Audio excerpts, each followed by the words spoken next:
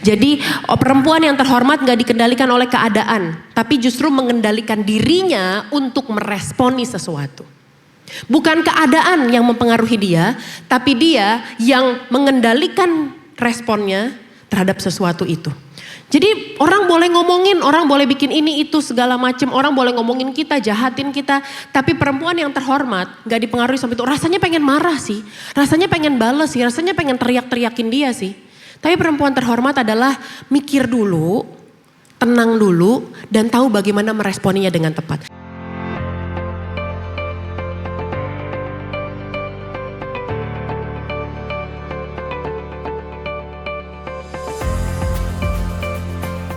Terimalah salam dari mimbar yang kudus ini. Shalom Kerinduanku Church. Apa kabarnya di siang hari ini? Luar biasa mantep ya Bu, di luar hujan, dingin, macet lagi. Tadi saya jalan ke sini macet banget. Pagi-pagi udah hujan, jalanan macet. Rasa-rasanya tadi bangun saya pengen narik selimut lagi gitu. Kayak saya pengen WA ke anak office, udah WM hari ini batalin aja deh. Karena udaranya enak banget, mendukung banget buat tidur. Tapi saya ngucap syukur ibu-ibu sekalian boleh hadir untuk mencari Tuhan pada siang hari ini. Haleluya, saya beri judul pada khotbah saya di siang hari ini, Walking in Honor, berjalan dalam kehormatan. Walking in Honor. Kalau dengar kata perempuan terhormat, kira-kira apa yang muncul di dalam kepala jemaat Tuhan sekalian? Coba saya mau dengar. Apa Bu? Apa Bu? Anak Tuhan Yesus. Apalagi? Kalau dengar kata perempuan terhormat, kira-kira apa sih yang muncul di kepala kita? Nggak suka marah-marah gitu kali ya. Pakai bajunya yang sopan. Terus apa ya? Nggak kecentilan gitu kali ya. Ya, Ibu mantep banget ngangguknya Bu. Nggak kecentilan gitu. Kalau muncul di kepala kita. Apa sih semua itu tuh sebenarnya merangkum apa? Merangkum mengenai image management. Adalah bagaimana kita tampil dilihat orang, adalah bagaimana orang punya persepsi sama kita. Kalau kita dengar kata, kalau kita mikir perempuan terhormat, selalu yang muncul di kepala kita adalah bagaimana orang melihat kita, sebagaimana kita pengen dilihat. Kita pengen kelihatan pintar, kita pengen kelihatan cantik, kita pengen kelihatan wanita berkelas, kita pengen kelihatan businesswoman, kita pengen kelihatan ibu yang baik, berdaya, cantik, banyak uang dan lain-lain. Makanya ini mohon maaf nih Bu ya, bener gak Bu? Kalau kita lihat nih sekarang di social media trennya banyak, mohon maaf ya, mohon maaf. Banyak simpenan, ani-ani, tapi bangun image-nya businesswoman. Kayak saya kan punya bisnis, padahal ya we know lah. Gitu. Banyak yang sekarang mulai nge-spill tuh, dia kan sebenarnya simpenan, dia kan sebenarnya ini itu segala macam. Tapi membangun image-nya seolah-olah dia ya seperti itulah. Gitu. Banyak yang flexing makanya, banyak yang pamer. Niatnya sebenarnya pengen fotokopi, tapi sengaja ditaruh tas Hermes di sampingnya. Kayak kelihatan dikit-dikit gitu. Padahal sebenarnya pengen ngasih taunya apa? Pengen ngasih tahu macet nih, macet. Pengen, aduh Jakarta macet banget, banjir, hujan. Tapi yang difoto logo mobilnya. Paham ya maksudnya ya? Kita pengen berusaha, kita tuh sebenarnya berusaha untuk membangun image buat diri kita sendiri. Kita membangun persepsi dari orang buat diri kita sendiri. Tapi hari ini saya pengen ngajar kepada kerinduanku sisterhood bahwa honor atau kehormatan berbicara tentang bagaimana kita merespon dunia dengan karakter Kristus. Sekali lagi saya ulang, kehormatan adalah bagaimana kita merespon dunia dengan karakter Kristus. Kita kan masih hidup di dunia Bu. Ya kan Bu, kita masih hidup di dunia, kita masih ketemu sama orang-orang yang nyebelin. Kita masih bisa ngelihat orang-orang fasik, orang-orang yang gak kenal Tuhan, orang-orang yang hidupnya sembarangan, tapi kok diberkati ya? Tapi kok dia kaya ya? Tapi kok apa yang dia lakuin kok berhasil aja ya? Kelihatannya. Kita masih hidup di dunia yang rasa-rasanya tuh kita pengen bales dengan kekuatan kita pengen ngelawan, kita pengen ngomongin dia balik, kita pengen gosipin dia balik. Ini masih dunia gitu, kita tuh masih ada di tengah-tengah, memang orang dunia memang di tengah-tengah orang fasik. Nah kehormatan adalah bagaimana kita meresponi hal tersebut, tapi gak dengan caranya mereka. Gak dengan caranya dunia, tapi dengan caranya Tuhan, dengan karakternya Tuhan. Kita lihat yuk, Amsal 31 ayat 26. Amsal 31 26. Ia membuka mulutnya dengan hikmat, pengajaran yang lemah lembut ada di lidahnya. Kita lihat Mika 6 ayat yang ke-8. Hai manusia, telah diberitahukan kepadamu apa yang baik, apa yang dituntut Tuhan daripadamu, berlaku adil, mencintai kesetiaan, hidup dengan rendah hati di mana? di hadapan Allahmu. Sekarang pada siang hari ini saya pengen bagikan kepada saudara 3 karakter. 3 dulu deh. Hujan, ngantuk, jam-jam belum makan siang, 3 aja dulu. 3 karakter perempuan yang terhormat di dalam Kristus. Yang pertama yang saya catat, yang pertama full of wisdom and kindness. Penuh dengan hikmat dan kebaikan hati. Dengan kemurahan hati. Hikmat tanpa kasih, saya akan buka dengan ini. Hikmat tanpa kasih, jadinya kesombongan. Orang berasa pinter, orang berasa ngerti, berasa si paling tahu, berasa si paling berpengalaman. Akhirnya kalau ngelihat orang lain tanpa kasih, jadinya sombong. Merasa dirinya paling benar, merasa dirinya paling hebat. Gak mau dikritik, gak mau belajar, gak mau dengar masukan dari orang. Jadinya kesombongan. Tapi sebaliknya, hikmat, kasih tanpa hikmat, cuman kasih doang tanpa hikmat, jadinya, mohon maaf, jadinya kebodohan. Makanya firman Tuhan bilang cerdik seperti ular, tulus seperti merpati. Kadang-kadang kita orang Kristen, apalagi yang lagi berapi-apinya dalam Tuhan, lagi baru bertobat, lagi sungguh-sungguhnya dalam Tuhan, lagi rajin-rajinnya ikut woman ministry, pakai kasihnya doang. Kita potong tuh ayatnya, tulus seperti merpatinya doang. Cerdik seperti ularnya, kita pikir itu caranya dunia deh, masa gitu sih? Padahal firman Tuhan ya dan amin, gak bisa dipotong-potong, gak bisa dicomot-comot bu. Cerdik seperti ular, tulus seperti merpati. Kasih tanpa hikmat jadinya kebodohan. Gampang dibohongin orang, gampang percaya aja. Udah tahu ini orang gak benar, udah tahu ini orang tukang tipu, udah tahu cowoknya toksik, udah tahu tukang selingkuh. Tapi terus aja, tapi kan mengampuni. Saya kemarin dapat DM bu, saya tuh belakangan ini handphone saya penuh banget sama DM-DM dari orang yang akan dimulai dengan kata-kata seperti ini. Shalom kak, saya boleh cerita enggak? Kalau saya buka lanjutannya, saya enggak punya teman buat cerita. Saya pengen bales, lah sama. Lah kita pendeta curhatnya sama siapa bu? Sama siapa kita ceritanya? Emang pendeta gak punya masalah bu? Punya bu. Jemaat cerita sama kita, kita cerita sama siapa bu? Tapi puji Tuhan. Tuhan baik, Tuhan tolong. Kenapa jadi ke situ? Saya terima DM kemarin ini. Bilang anak muda sih. Dia gak bisa lepas dari pacarnya. Pacarnya toksik, suka ngatain, suka mukulin, bawa dia gak bener. Terus pakai uang dia, pakai pinjol. Jadi cowoknya ngambil pinjol, tapi pakai KTP dia. Terus habis itu putus, cowoknya pergi kabur. Terus habis itu dia tanya sama saya, gimana ya pastor? Saya bilang gak ngampunin. Tapi nanti kalau dia mau balik lagi sama saya gimana? Menurut ibu saya jawab apa bu? Kira-kira jawaban apa yang diharapkan bu? Terus saya bilang, ya menurut kamu selama ini baik gak hubungannya? Bahwa kamu jadi lebih baik gak? Enggak sih pastor, saya nangis mulu, hati saya sakit. Ya udah jangan. Terus jawabannya begini, tapi gimana dong? Kan kita orang Kristen harus mengasihi. Nanti saya jadinya nggak mengamalkan firman Tuhan untuk berbuat kasih dong. Saya bilang kadang-kadang kasih itu harus ngajar orang. Itu bentuk kasih. Kita nggak, ibu sama anak nih bu, ada ditegurnya kan bu, ada dimarahinnya bu. Kenapa? Karena ibu jahat sama anak? No, karena ibu mengasihi anakmu. Harus diajarin, biarin aja. Kadang-kadang tuh ada orang yang perlu kita biarin lewatin proses. Biarin lewatin proses. Dengan kita tetap jagain, tetap doain. Nah, kasih tanpa hikmat jadinya kebodohan. Kita yang rugi. Kita jadinya ngelewatin banyak air mata yang kita gak perlu lewatin sebenarnya. Kita lewatin air mata kesusahan yang sebenarnya Tuhan gak pernah desain dari awal buat kita untuk lewatin itu. Hikmat dan kebaikan tidak bisa dipisahkan. Ada banyak orang yang mungkin benar. Dia got the point. Dia betul. Tapi heartless, gak punya hati. Hikmat itu bukan sekedar tahu apa yang benar. Bukan sekedar tahu nih mana yang benar. Oh itu salah, itu gak benar. Tapi hikmat juga bicara mengenai kapan, bagaimana, dan untuk siapa kita menyampaikannya. Saya ulang sekali lagi. Hikmat bukan hanya bicara soal tahu apa yang benar. Tapi tahu bagaimana, kapan, dan kepada siapa menyampaikannya.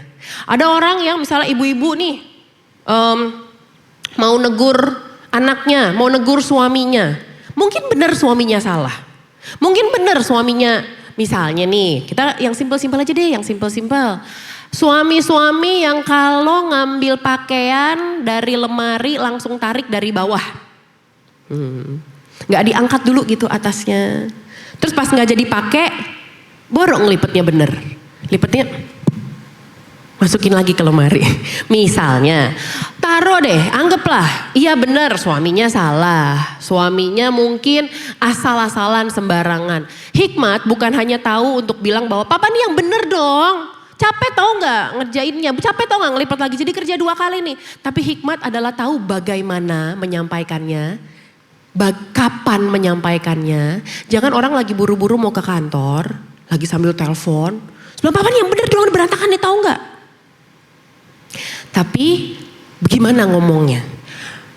Pak, rapiin aja dulu, walaupun sambil tarik napas. Rapiin dulu. Simpen dulu, tunggu suaminya tenang. Lagi enak ngobrol mungkin sambil nonton Netflix. Terus bilang, aku capek deh hari ini.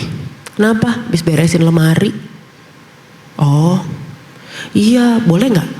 Kamu tuh kalau misalnya gak jadi pakai baju, lipet dulu. Atau setidaknya taruh aja dulu di situ deh, ntar aku rapiin. Jangan langsung masukin gitu. Atau misalnya kalau ngambil baju beb diangkat dulu, baru ditarik. Ngerti gak maksudnya? Betul, mungkin kitanya benar got the point. Tapi hikmat adalah tahu bagaimana menyampaikannya dengan benar. Bagaimana menyampaikannya dengan tepat. Mampu baca situasi. Gak banyak omong untuk melampiaskan emosi. Gak reaktif. Tahu kapan harus tutup mulut. Kadang yang susah tuh buat kita bukan kapan ngomong, tapi kapan diem. Ya gak bu? Ya gak bu? Yang susah tuh buat kita tahu kapan diem. Kapan harus gak usah banyak omong, gak usah jawab. Gak semua hal butuh komentar kita kok. Gak semua hal butuh jawaban kita. Lihat Tuhan Yesus. Tuhan Yesus waktu dia diadili oleh Pontius Pilatus, dia tahu kapan dia harus ngomong, dia tahu kapan dia harus diem. Padahal Pontius Pilatus loh, otoritas pada saat itu, gubernur Romawi pada masa itu. Tapi dia tahu kapan dia harus gak jawab. Dia tahu harus memberi jawabnya gimana. Dia tahu kapan dia harus merebyuk kemunafikan orang Farisi. Tapi dia tahu kapan harus ngomong, harus diem, cuekin aja, biarin aja, diemin aja. Jadi perempuan yang terhormat gak dikendalikan oleh keadaan, tapi justru mengendalikan dirinya untuk meresponi sesuatu. Bukan keadaan yang mempengaruhi dia, tapi dia yang mengendalikan responnya terhadap sesuatu itu. Jadi orang boleh ngomongin, orang boleh bikin ini itu segala macam, orang boleh ngomongin kita, jahatin kita. Tapi perempuan yang terhormat gak dipengaruhi sampai itu. Rasanya pengen marah sih, rasanya pengen bales sih, rasanya pengen teriak-teriakin dia sih. Tapi perempuan terhormat adalah mikir dulu, tenang dulu, dan tahu bagaimana meresponinya dengan tepat. Ingat gak bu, beberapa waktu yang lalu mungkin ibu pernah lihat gak? Ada video viral, seorang ibu-ibu di busway kayaknya ya, busway atau KRL gitu. Dia minta duduk, dia pengen duduk sama busway ya bu, sama orang di depannya. Terus dia malah marah-marah, malah maki-maki, keluar kata-kata kasar. Ujung-ujungnya yang malu siapa? Dirinya sendiri, dirinya sendiri. Karena benar itu bukan bangku prioritas, itu bangku umum, siapapun boleh duduk. Dan orang itu bilang dia perawat, dia habis lembur dari rumah sakit, dia capek banget. Si ibu-ibu ini malah marah-marah, malah mempermalukan dirinya sendiri. Perempuan yang terhormat tahu bagaimana mengendalikan situasi lewat responnya dia. Perempuan terhormat bisa menyampaikan kebenaran tanpa harus merendahkan orang lain. Mampu menegur tanpa mempermalukan orang lain. Gak apa-apa kok beda pendapat. Kita mungkin semua di sini nih, berapa orang di sini? Beda pendapat gak? Beda. Karena pola pikir kita beda-beda. Latar belakang kita beda-beda, makanya yang membentuk cara kita berpikir kan beda-beda. Saya sama Pastor Natali sebagai leadernya Women Ministry di gereja ini. Ada gak kita beda pendapat? Ada. Tapi kita gak perlu sampai berantem. Cuman misalnya Pastor Natali bilang, Pastor boleh gak kita bikin acara begini. Lalu saya bilang, kayaknya jangan gitu deh Pastor, kayaknya baiknya begini. Kita beda pendapat kan. Pastor Natali punya hikmatnya sendiri, saya punya hikmatnya sendiri. Tapi ujung-ujungnya bagaimana kita menyatukan itu untuk kebaikan gereja, untuk kemuliaan nama Tuhan. Kita bisa kok beda pendapat tanpa harus menjatuhkan, tanpa harus jadi sebel-sebelan. Apalagi misalnya nih, ada yang misalnya nih, si ibu A gak suka sama si ibu B. Terus dia ngomong ke teman-temannya. Padahal si C, D, E gak punya masalah sama si B. Tapi gara-gara si A jadi ikut-ikutan. Kan bukan urusan kita. Kita bisa tetap memelihara perdamaian sama orang lain. Tanpa harus ikut-ikutan. Perempuan yang terhormat, gini loh. Tuhan Yesus tuh tegas sama perempuan yang berzina. Ya, perempuan yang ketahuan berzina Tuhan Yesus tegas. Tapi Tuhan Yesus gak kompromi sama dosanya, tapi dia tidak menyerang perempuan itu. Tuhan Yesus kata-katanya bilang apa? Pergilah dan jangan berbuat dosa lagi. Dia tegas sama dosanya, dia tegas sama kekudusannya. Jangan berbuat dosa lagi.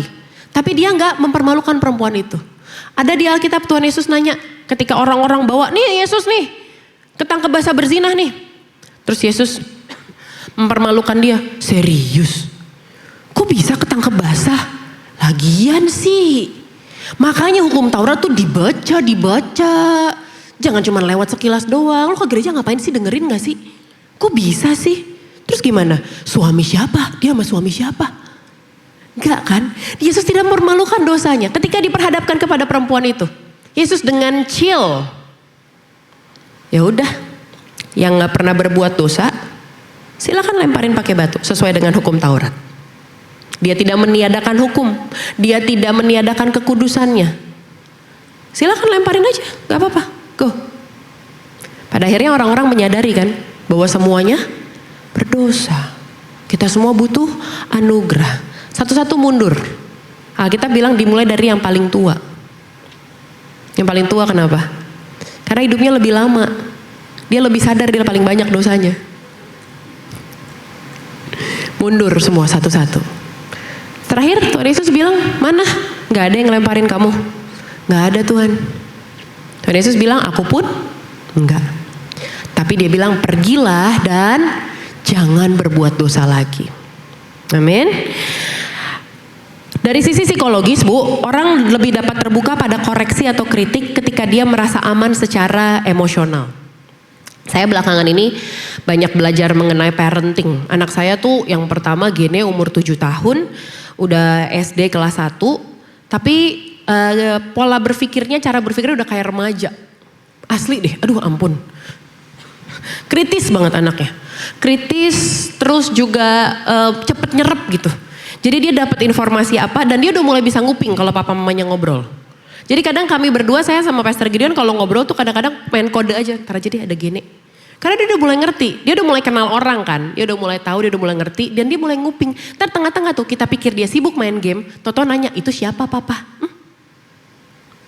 Jadi saya mulai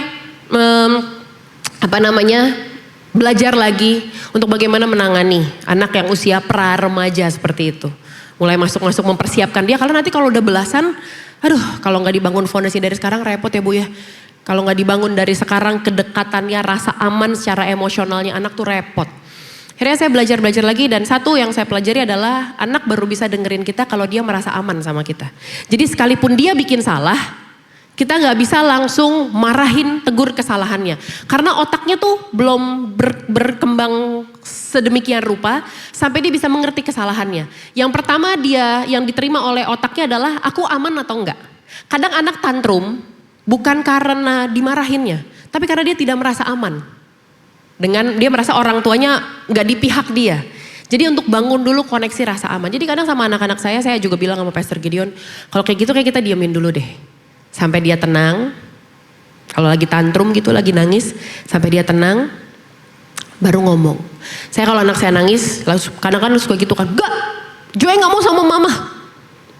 Anak saya Bu, umur 3,5 tahun, anak yang kedua, itu kalau ngambek keluar dari rumah. Asli. Keluar dari rumah, enggak Bu, enggak keluar beneran kabur, enggak. Keluar nih, buka pintu. Joy gak mau di sini. Joy gak suka sama mama jahat. Dia keluar dari rumah. Dia buka pintu, dia duduk di pinggir kolam ikan depan rumah saya. Ngeliatin ikan. Saya tanya, ayo Joy masuk. Enggak, Joy mau sama ikan aja. Karena dia sedang merasa tidak aman.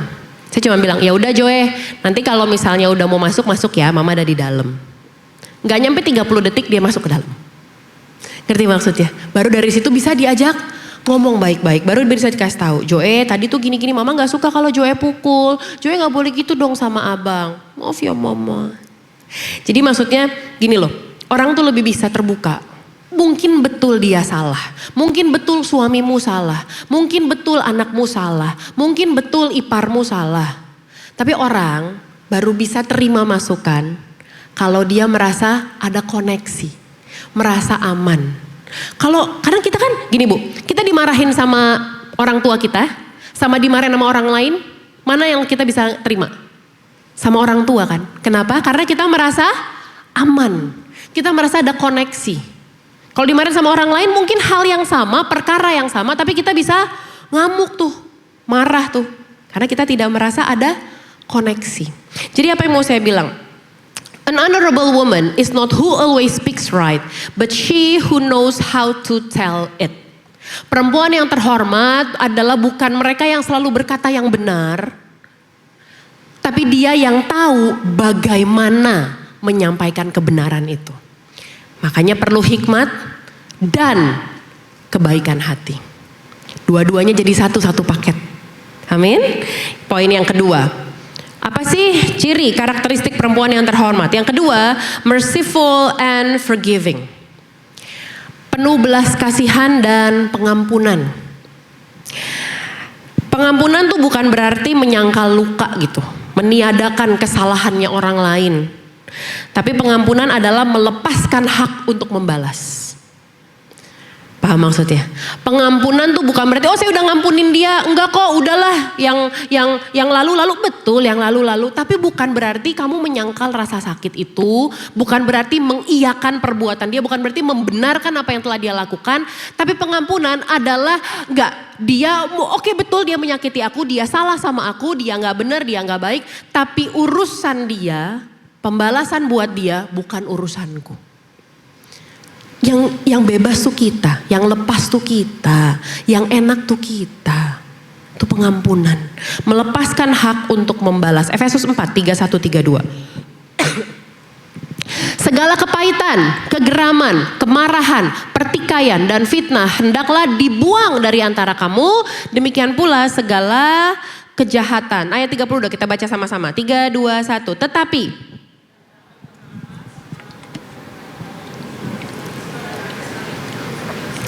sebagaimana Allah di dalam Kristus telah mengampuni kamu. Lihat deh, belakangan melihat di sosial media, pengampunan tuh dianggap lemah, dianggap naif, bahkan dianggap berbahaya buat diri sendiri gitu. Kayak kalau tahu kan sekarang kan orang banyak banget nge-spill ini, nge-spill itu. Kita nggak tahu dia siapa, cuman another woman di mana gitu. Tapi nge-spill kisahnya. Terus orang-orang netizen sibuk komentar untuk bilang ceraiin aja. Ada orang artis yang memilih untuk tidak menceraikan suaminya, malah dikatain sama netizen bodoh. Malah dikatain sama netizen nggak, ya udahlah istrinya juga sama aja lah. Orang cenderung untuk lebih kayaknya tuh kalau membalas, kalau menyakiti itu dianggapnya keren. Tapi berbuat kasih, berbelas kasihan dianggap lemah, dianggap konyol. Saudara lihat gak sih, merasakan itu gak sih ada di sekitar kita sekarang? Saya tuh kadang ya Bu, kalau mau tidur gitu, lagi scroll sosmed, kadang tuh sampai kepala saya pusing sendiri gitu. Tahu gak sih kayak apa yang saya baca dengan hati saya tuh berantem gitu. Kayak baca, seru sih kisahnya seru. Tapi kok di hati saya berantem gitu, masa gitu sih? Masa gitu sih? Terus di mana tempat buat orang bisa bertobat dong? Di mana tempat buat orang punya kesempatan kedua dong? Banyak orang yang kalau nge-spill kisah suami saya selingkuh sama temen kantornya, sama siapanya gitu. Terus orang-orang netizen sibuk untuk bilang, buang aja laki gak guna kayak gitu. Terus yang sedihnya, username-nya Maria. Kan sedih ya kita ya gitu. Bahkan bukan hanya itu, kadang-kadang sesama orang gereja pun kayak gitu. Gak punya belas kasihan. Kita disuruh untuk terus embrace luka. Cancel culture bahasanya zaman sekarang. Dengar gak Bu, cancel culture. Jadi kalau ada orang salah nih Bu, ada orang salah. Jadi tuh semua kayak langsung jangan kasih kerjaan, sebarin CV-nya biar gak ada perusahaan yang terima dia. Jadi dia tuh kayak bener-bener di blok gitu dari mana-mana, di blacklist dari mana-mana. Tanpa melihat level pelanggarannya itu gimana sih. Atau bahkan tanpa mendengar dari pihak tersebut. Cancel culture, kayak gak ada second chance gitu. Padahal kita tahu Tuhan kita, the God of second chance. Bu, kalau kita di cancel sama Tuhan apa kabar bu? Kalau kita digituin sama Tuhan gimana? Oh kamu habis berantem sama suami ya? Oke, kita blok aksesnya dia kemana-mana. Malaikat catat namanya. Blok semua temennya, blok semua berkatnya, tahan semua yang di atas. Gimana bu? Tuhan kita Tuhan atas kesempatan kedua, ketiga, keempat dan seterusnya. Petrus menyangkal Yesus 3 kali. Dan udah di warning lagi. Kalau misalnya belum di warning kan masih ini ya nggak dikasih tahu. Nggak dikasih tahu ternyata bakal semengerikan itu situasinya, dikasih tahu loh. Yesus kasih tahu sama Petrus, sebelum ayam berkokok kamu akan menyangkal aku 3 kali. Nggak nyampe 24 jam bu, paling 6 jam kali. Kalau dari logika saya. Nggak nyampe 24 jam, nggak nyampe 12 jam. Petrus sudah menyangkal Yesus 3 kali. Tapi apa yang Yesus lakukan terhadap Petrus? Kemudian dia menampakkan diri kepada yang lain kecuali Petrus? No. Dia bahkan bilang kepada orang-orang yang melihat kebangkitannya, sampaikan kepada murid-murid dan kepada Petrus secara spesifik. Yesus tetap kejar Petrus. Yesus kasih kesempatan sama Petrus. Dia tanyain Petrus, 3 kali Petrus menyangkal Yesus. 3 kali Yesus tanya sama Petrus, apakah engkau mengasihi aku? Setelah itu, bukannya di cancel, tapi Yesus malah kasih kepercayaan yang hebat luar biasa kepada Petrus. Di atas batu karang ini aku akan mendirikan gerejaku. Jadi gereja pertama, rasul pertama. Dilantik langsung sama Yesus. Padahal Petrus menyangkal Yesus. Ngerti gak maksudnya? Dia Tuhan atas second chance. Dia Allah yang berbelas kasihan. Berkali-kali kita lihat di Alkitab. Maka tergeraklah hati Yesus oleh belas kasihan. He's merciful. Dia merciful, dia berbelas kasihan. Marah boleh. Tapi kita tidak membiarkan amarah menguasai dan menyetir hidup kita. Kecewa boleh. Tapi tidak membiarkan kekecewaan, kepahitan menguasai hidup kita. Ada bedanya bu. Marah boleh gak? Boleh. Tuhan Yesus juga marah sama itu orang-orang yang jualan di bait suci. Dia marah, dia bolak-balikin mejanya. Tapi dia tidak hidup dalam amarah. Tidak membiarkan amarah mendrive situasinya, mendrive seluruh kehidupannya. Ada orang yang sakit hati, kepahitan, udah kejadian udah 30 tahun yang lalu, dibawa terus sampai sekarang.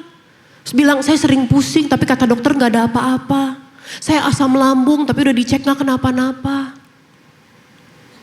Karena membiarkan rasa kepahitan itu menguasai hidupnya, mengontrol hidupnya. Tuhan ngajar kita untuk bermurah hati. Matius 5 ayat yang ke-7. Berbahagialah orang yang murah hatinya karena mereka akan beroleh kemurahan. Bu, kata murah hati ini dari bahasa Yunaninya eleos. Eleos, nama anak saya nih, Johannes Eleos. Eleos itu artinya merciful, penuh belas kasihan, compassion, loving kindness. Dah, to sum up semua tuh berbelas kasihan artinya. Jadi berbahagialah orang yang murah hatinya tuh, berbahagialah orang yang eleos. Berbahagialah orang yang punya belas kasihan sama orang lain karena dia akan mendapat belas kasihan dari Allah dan dari orang lain. Amin.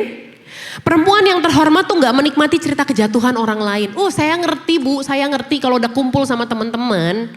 Terus kita dengar cerita orang yang gak bener, ih lu tahu gak? Si Tiur, mohon maaf yang namanya Tiur kalau ada. Lu tahu gak si Tiur? Kenapa? Ingat kan dulu yang dia tuh ngomongin kita dari grup arisan sampai dia keluar sendiri dari WA grup. Iya kenapa dia? Gua denger ya katanya suaminya pergi sama perempuan lain. Terus kemudian kita yang merasa kita disakitin, dihianatin sama Tiur. Tuh tabur tuai. Bawa-bawa ayat Alkitab lagi. Apa yang ditabur akan dituai. Tuh lihat kan Allah membalaskan sakit hati kita sama orang fasik loh. Perempuan yang terhormat tidak menikmati kejatuhan orang lain. Gak merasa si paling bener. Punya mental aku lebih benar daripada kamu, aku lebih kudus daripada kamu, aku lebih baik daripada kamu. Merasa berhak untuk balas karena dia terluka. Minggu kemarin saya katakan, kita gak bisa pakai dosa orang lain untuk membenarkan dosanya kita. Kita gak bisa pakai kesalahan orang lain untuk membenarkan lukanya kita. Gak bisa, gak bisa, gak bisa. Ada seorang istri, beberapa waktu yang lalu, konseling sama saya. Dia bilang suaminya main perempuan, dia udah fix, dia udah bulat bilang saya mau cerai pastor. Ketika saya tanya kenapa harus cerai gitu. Saya pengen tahu aja gitu dari pikiran dia apa sih gitu. Rencana dia apa sih setelah itu. Dia bilang saya pengen anak-anak saya lihat bahwa saya perempuan yang kuat. Saya mampu berdiri sendiri. Saya mampu melepaskan suami saya. Jujur Bu, dengar kayak gitu saya bingung. Tapi saya doa, Tuhan Yesus, saya mesti ngomong apa sama orang ini? Dia cerita sama saya berarti dia percaya sama saya. Saya nggak mau mengarahkan dia pada jalan yang salah. Saya harus ngomong apa Tuhan? Karena saya bilang, saya nggak berjalan di sepatunya kamu. Saya nggak tahu apa yang kamu rasakan. Saya nggak ngalamin yang kamu alamin. Jadi omongan saya mungkin buat dia kayak ngomong mah gampang. Saya minta Roh Kudus, Tuhan Yesus saya harus ngomong apa? Lalu Roh Kudus taruh gini di hati saya. Anak-anak, kalau alasanmu karena supaya anak-anak layak dapat bahagia. Saya bilang gak ada anak yang mau orang tuanya bercerai. Gak ada. Kalau kamu mikirin anak, maafin, ampunin suami kamu. Perjuangin rumah tangga. Gak ada anak yang pengen lihat orang tuanya bercerai, gak ada. Gak ada anak yang bahagia ketika harus disuruh pilih. Ikut mama atau ikut papa. Gak ada anak yang bahagia ketika weekend yang sekarang sama mama, weekend minggu depan sama papa. Akhirnya saya bilang, kalau kamu pengen anakmu melihat kamu perempuan yang kuat, jangan cerai. Doain, sayangin, tetap lakuin firman Tuhan, tunduk pada suami. Layanin, sayangin, pertahanin, perjuangin. Dari mukanya sih kelihatan ada penolakan memang. Tapi kemudian saya bilang, pengen gak nanti mungkin 10 tahun lagi, 15 tahun lagi, kamu dengar anakmu ngomong ke teman-temannya. Dulu betul pernikahan papa mama saya hampir hancur. Tapi saya punya mama yang hebat di dalam doa. Mama saya memilih untuk terus berdoa buat papa saya sampai papa saya bertobat. Itu yang lebih, kesaksian yang lebih indah. Ketimbang dia melihat, memilih untuk berpisah. Di situ waktu itu jemaat itu nangis. Dan puji Tuhan saudara. Sampai hari ini mereka berhasil mempertahankan rumah tangga mereka. Amin. Tepuk tangan kemuliaan buat Tuhan kita yuk. Mengampuni adalah keputusan sadar. Sadar, pilihan. Kita yang memilih, kita mau ngampunin atau enggak. Yang untung dari pengampunan tuh kita sendiri.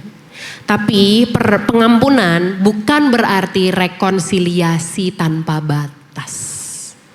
Ini yang perlu kita catat nih. Nih kembali lagi ke poin yang pertama nih. Cerdik seperti ular, tulus seperti merpati. Tulus seperti merpatinya apa? Ngampunin, udah lepasin. Cerdik seperti ularnya bukan berarti kembali buka pintu. Apa maksudnya? Jangan nih, tunggu dulu, jangan langsung ditelan mentah-mentah. Kita bedah dulu. Gini. Kalau kita udah tahu gak bener. Kalau mungkin perjalanin bisnis, pernah ditipu sama orang itu. Pernah dibohongin, pernah ditusuk dari belakang. Terus kemudian ngampunin dia. Bukan berarti untuk tahun depan kita mau join lagi sama dia. Ngerti maksudnya? Dua hal yang beda ya. Bukan berarti cewek-cewek, anak-anak muda. Bukan berarti kalau pacarmu udah selingkuh, pukulin, ngatain, gak bener. Terus kemudian putus, dia minta maaf, terus berarti harus balikan lagi. Enggak gitu cara mainnya, enggak. Pengampunan bukan berarti, Yesus ketika dia mengutus murid-muridnya. Dia bilang begini, kalau kamu beritain kepada satu rumah dan dia menolak kamu, apa yang dia lakukan? Kebaskan debumu dan go. Shake off the dust and move on. Jangan terus paksain ada di situ terus. Udah, shake off the dust, jalan. Jalan. Ada banyak orang tuh, saya mau tanya deh, kalau kita terima tamu orang nih baru kenal, datang ke rumah. Ada batasnya kan. Pertama, kita punya perbedaan antara orang-orang yang boleh masuk sampai di pagar, sampai di luar pagar doang. Ada yang di dalam pagar tapi di depan pintu. Ada yang di ruang tamu. Ada yang di ruang keluarga, ruang TV. Dan hanya sedikit orang yang boleh masuk ke kamar pribadi kita. Benar gak? Kesalahan kita zaman sekarang, kita baru ketemu sama orang, kita belum tahu dia siapa, kita nggak tahu intentionnya dia apa, tapi kita langsung buka pintu bahwa dia masuk ke kamar pribadi. Bukan berarti maksudnya langsung yang kamar pribadi yang urusan suami istri gitu, bukan. Tapi ke area yang paling dalam hidup kita. Kita ceritain diri kita buka diri kita apa adanya, oversharing. Kita cerita segala-galanya, kita buka semuanya. Siapa yang ini, siapa yang begitu, keluarga kita begini. Dan akhirnya ketika orang itu merampok dari hidup kita yang paling rugi, kita yang paling hancur. Kita sebagai perempuan terhormat tuh tahu bedain siapa yang hanya boleh di depan, dah batasnya segitu aja, cukup tahu, cukup kenal. Perempuan terhormat tahu siapa yang boleh dibawa masuk ke dalam. Oh ya udah ketemu sebulan sekali buat hangout, it's okay. Siapa yang boleh masuk ke ruang tamu? Kita perlakukan sebagai ya tamu, kita bisa ngobrol lebih banyak. Mungkin merencanakan bisnis, baru planning. Tahu siapa yang bisa dibawa masuk ke ruang keluarga, yang bisa kenal dengan keluarga besar kita. Bisa melihat kita yang mungkin cuma pakai celana pendek, kaos oblong. Dan tahu siapa yang boleh masuk sampai terdalamnya kita. Sampai kehidupan pribadi kita. Bisa bedain itu. Dan pasti otomatis sikap kita beda kan. Saya gak mungkin naik ke mimbar masih pakai baju saya tadi di rumah, pakai piyama. Tahu menempatkan diri, tahu batasan. Supaya kenapa? Supaya kita juga yang gak rugi. Cerdik seperti ular, tulus seperti merpati. Dua-duanya balance, bukan dipisah-pisahin, bukan dipotong-potong. Forgiveness is not denying the wrong. It is refusing to let the wrong define me. Pengampunan bukan berarti tadi yang saya bilang, bukan berarti tutup mata sama kesalahannya, tapi tidak membiarkan kesalahan itu mendefinisikan kita. Jadi merebut identitas kita di dalam Tuhan. Jadi mempengaruhi kehidupan pernikahan kita. Jadi mempengaruhi relationship kita dengan anak. Betul mungkin kita pernah salah di masa lalu, kita pernah gagal di masa lalu. Mungkin orang pernah jahatin kita.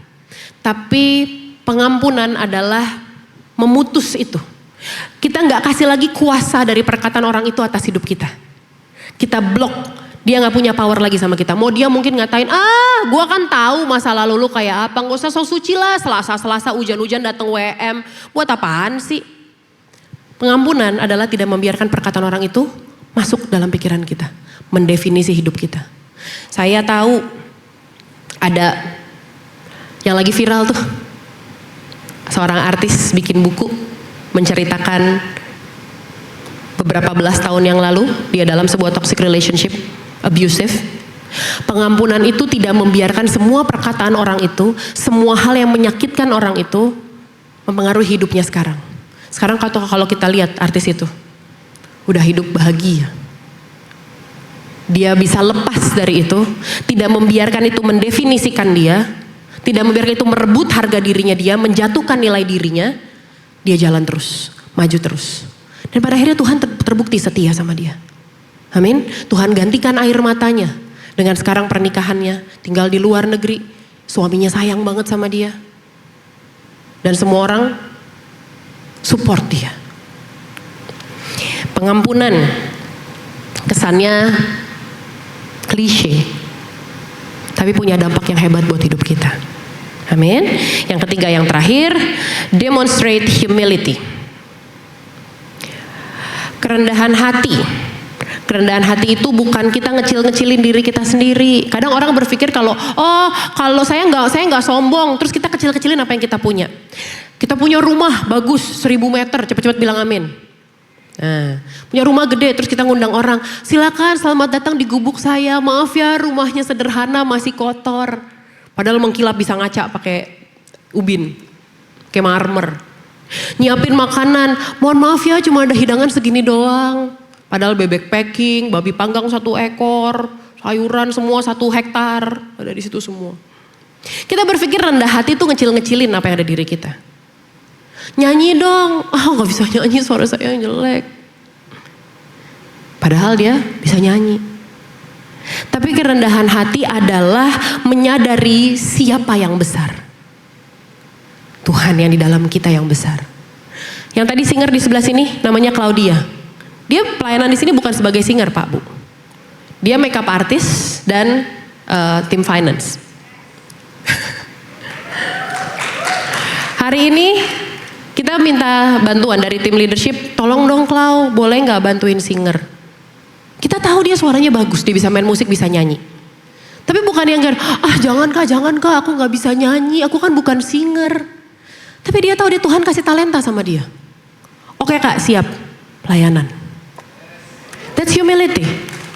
Best. Awas nangis, dia bocoran banget matanya Bu. Ngomong dikit ini langsung nangis, berlinangan air mata. Kalau ibu butuh makeup artist itu ya, ada. Best. Kerendahan hati bicara soal posisi kita di hadapan Allah. Tahu, ngerti semua tuh dari siapa. Talentamu dari Tuhan, keluargamu dari Tuhan, anak-anakmu dari Tuhan, apa yang kau miliki dari Tuhan, bisnismu dari Tuhan. Tahu persis bahwa semuanya bukan punya saya, semuanya punya Tuhan. Banyak orang tuh humble brag, tahu gak humble brag? Kesannya rendah hati, padahal justru merendah di atas gunung gitu. Padahal dia sebenarnya pengen menyombongkan dirinya, dia sebenarnya pengen orang-orang puji dia. Tapi dia di depan orang kayak enggak. Atau misalnya nih kayak habis liburan nih. Aduh capek banget ya, mesti masuk kerja lagi, baru pulang masih jet lag abis dari Jepang, Amerika, dari Rusia, dari Kutub Utara. Kesannya capek banget nih, padahal pengen orang tahu. Abis keliling dunia. Kerendahan hati bicara soal posisi hati kita di hadapan Allah. Orang yang rendah hati nggak defensif ketika dikoreksi. Kalau ada orang kasih masukan, nggak gitu dong. Enggak, lu nggak ngerti maksud gue. Enggak, lu dengerin gue dulu. Orang yang rendah hati mau buka dirinya, terima masukan.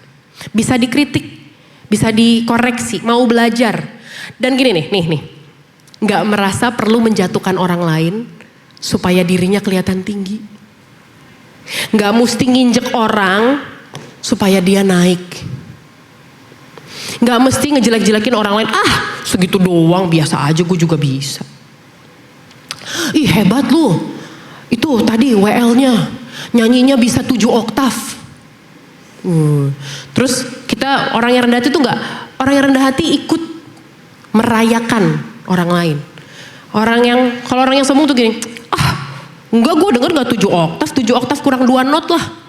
Gue bisa 17 oktav. Lebih dari piano dia. Gak perlu merasa harus nginjek orang supaya dirinya kelihatan hebat. Lihat deh si Ibu Ruth.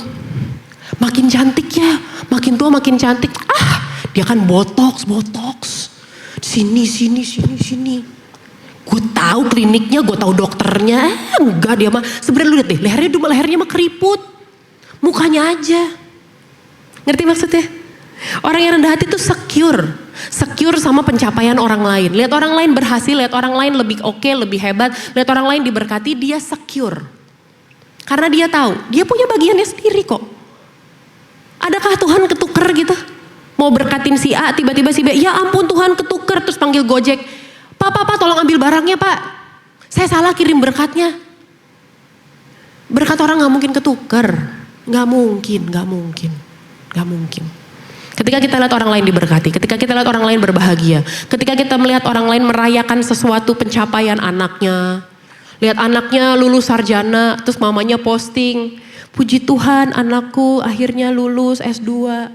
Kita tuh nggak yang kayak lama kuliahnya 7 tahun, paling juga lulus bayar. Kenapa sih? What's wrong with you sih? Orang kayak gitu tuh ya Bu, saya kadang-kadang bertanya-tanya deh, ini orang kenapa ya, punya masalah apa ya? Kok kayak pahit banget gitu loh ngeliat orang lain. Kok punya waktu gitu buat ngurusin orang lain. Kayak dia kurang masalah apa sama hidupnya ya? Ngurusin orang lain aja, padahal belum tentu orang lain pengen kurus. Mikir. Jangan suka ngurusin orang lain, belum tentu orang lain pengen kurus. Ngurusin. kurus. Oh, elah. Pengerja-pengerja lagi yang paling lama nyautnya. Sini doain dulu satu-satu deh. Pikulah kuk yang kupasang dan belajarlah padaku, karena aku lemah lembut dan rendah hati, dan jiwamu akan mendapat ketenangan. Tuhan kita Tuhan yang rendah hati. Dia tuh Tuhan. Tapi dia bilang, belajarlah padaku karena aku lemah lembut dan rendah hati. Untung bukan saya yang jadi Tuhan. Kalau saya jadi Tuhan, saya mah sombong banget, Bu. Saya enak-enaknya saya, gue gak demen sama yang ini sembarangan nih, ibadah males-malesan nih. Ini ngantuk nih, nih yang lagi tidur di rumah nih. Padahal semalam bilang janjian mau datang woman ministry, tapi gak datang nih. Gue pedes juga nih. Belajarlah padaku karena aku lemah lembut dan rendah hati. Artinya apa? Dari sini apa yang kita bisa lihat? Kerendahan hati dan kuasa tidak bertentangan. Yesus tuh Tuhan, dia penuh kuasa, dia berdaulat, dia raja di atas segala raja, dia duduk di tahtanya memerintah untuk selama-lamanya. Dia yang menciptakan alam semesta, langit dan bumi, semuanya di tangan dia. Tapi dia bilang aku lemah lembut dan rendah hati. Artinya apa? Kuasa, kekuatan tidak bertentangan dengan kerendahan hati. Kita suka misah-misahin, oh kalau orang hebat pasti sombong. Terus kita suka menormalisasi, ya dia mah gak heran sombong, kaya. No. Kerendahan hati dan kekuatan tidak bertentangan. Tadi yang saya katakan, Yesus gak sungkan untuk menegur, merebuke kemunafikan dan dosa. Yesus berani bilang enggak. Dia mengakui kesedihannya. Ketika Yohanes Pembaptis mati, ayat di Alkitab, Yesus menangis. And Jesus wept. Yesus menangis. Dia mengakui kesedihannya. Di Taman Getsemani, Yesus berdoa karena takut, hatiku sangat takut. Dia mengakui kesedihannya.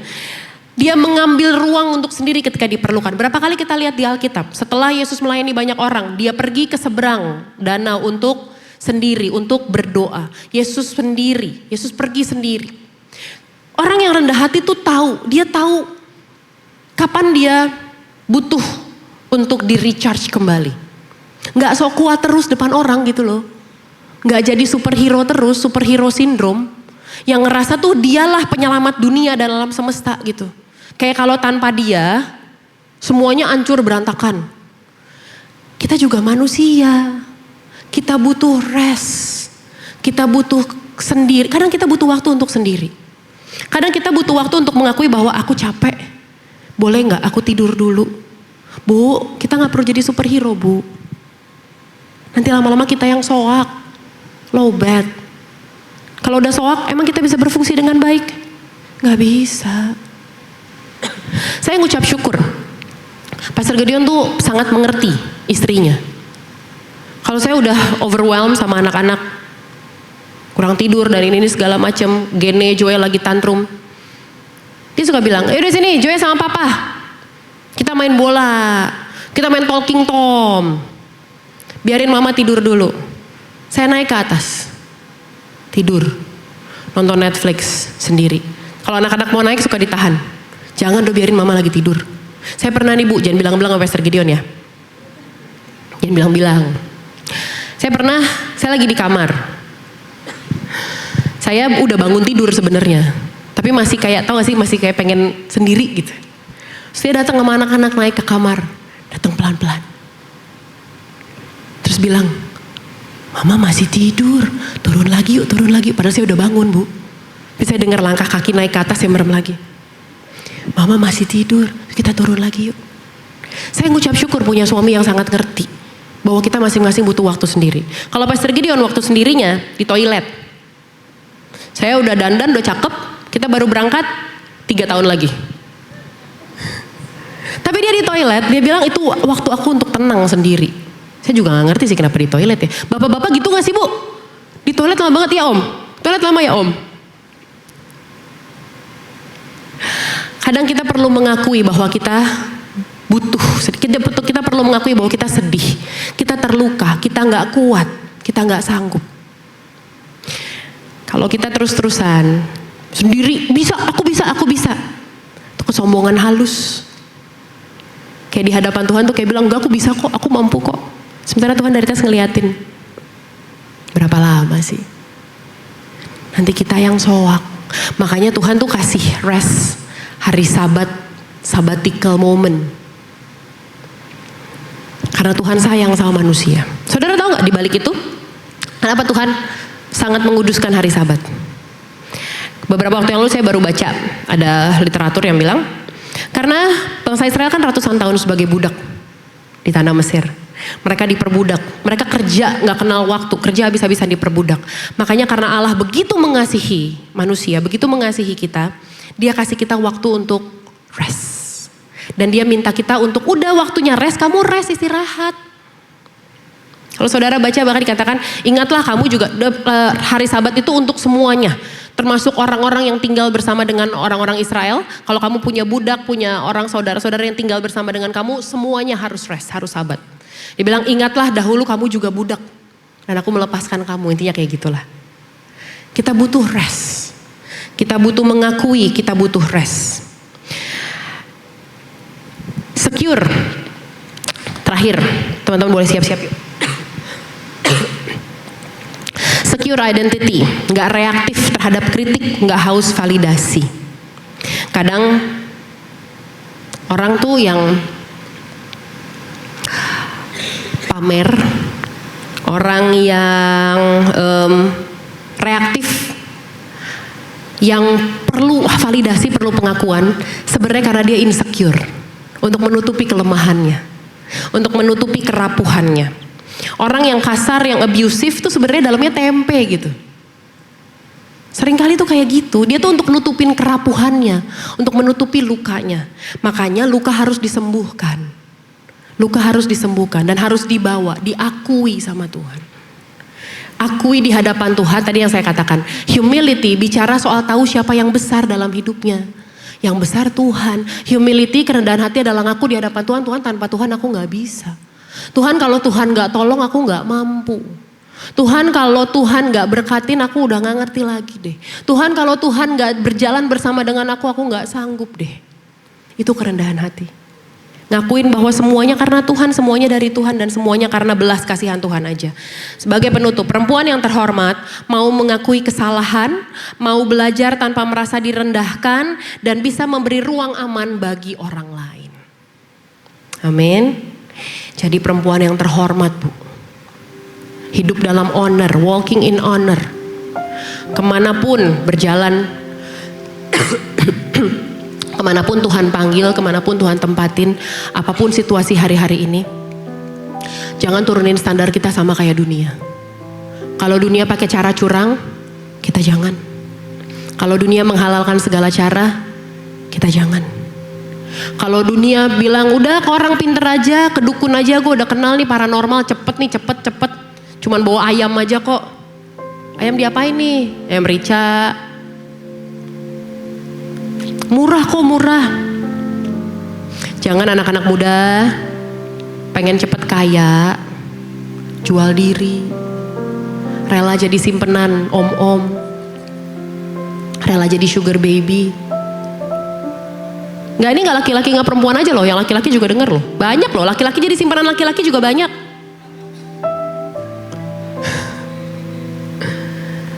Jangan turunin standarmu.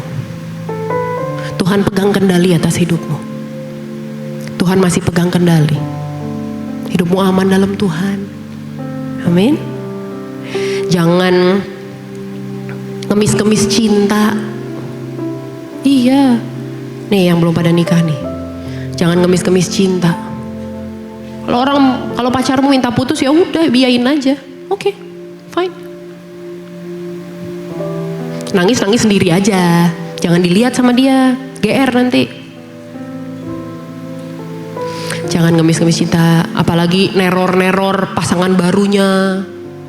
Ada kayak gitu kan? Gak terima diputusin, gak terima udah punya pacar lagi, terus diteror pasangan barunya. Teror, kamu tahu nggak dia siapa? Gini. Jangan rendahin diri lah. Jangan turunin value mula. Kita tuh mahal.